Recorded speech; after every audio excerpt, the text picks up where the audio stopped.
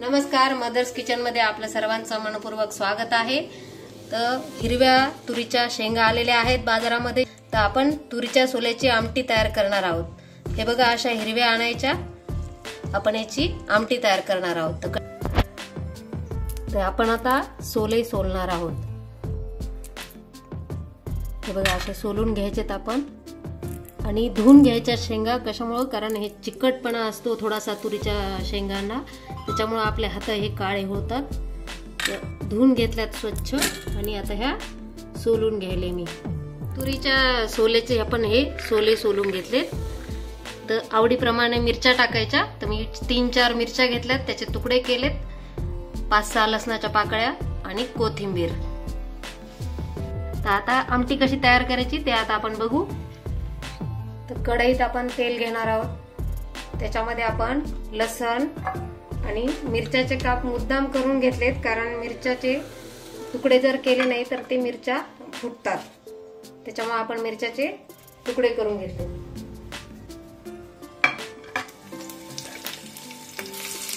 आता आपण सोले टाकणार आहोत।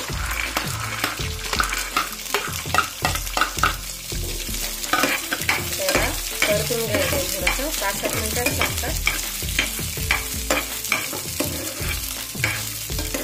खमंग छान आमटी आपली होती। तिखटाचं प्रमाण कमी जास्त करायचं, पण इतकी छान चव लागते त्याची। भाकरी सोबत, पोळी सोबत आपण खाऊ शकता याला। सीझन प्रमाणे तुरीच्या शेंगा ह्या ताज्या असल्यामुळे छान चव लागते आणि नवीन काहीतरी खायला आपल्याला बरं वाटतं। हे बघा, आता आपण परतून घेतलेत चांगले सोले। थोडासा हलकासा कलर बदलला पाहिजे याचा। हे बघा, झाले, याला हलकासा कलर आलाय। आता मी गॅस बंद केला। आपण याला थंड करून घेणार आहोत। मिक्सर मध्ये काढायचं आहे आपल्याला याला। आता आपण याला मिक्सरच्या भांड्यामध्ये टाकणार आहोत। थंड झाल्यामुळं आपल्याला मिक्सरच्या भांड्यात टाकता येतं, किंवा एखादं तुम्ही खलबत्त्यात सुद्धा याला कुटून घेऊ शकता। कोथिंबीर टाकायची याच्यामध्ये, थोडे शेंगदाणे टाकणार आहोत। हे असं अर्धवट फिरून घेतलं। आता याच्यात आपण पाणी घालणार आहोत। पाणी घालून वाटून घ्यायचंय थोडंसं। आता आपण बारीक वाटून घेतलंय ते असं।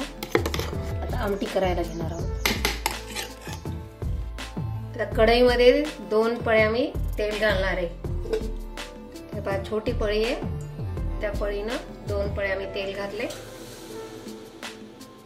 मोहरी घालायची आहे। आवडत असेल तर मोहरी घालायची, नसेल आवडत तर नुसते जिरे घालायचे। अर्धा चमचा जिरे,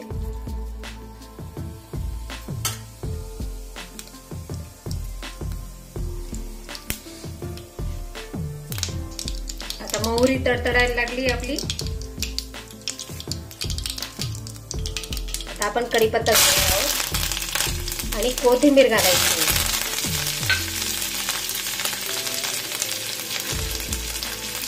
हिंग घालायचंय। आपली फोडणी तयार झाली।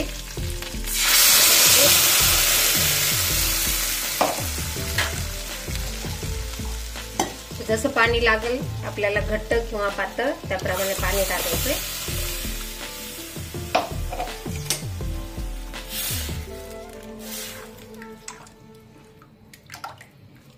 त्याच्यामध्ये आपण थोडीशी हळद घालणार आहोत।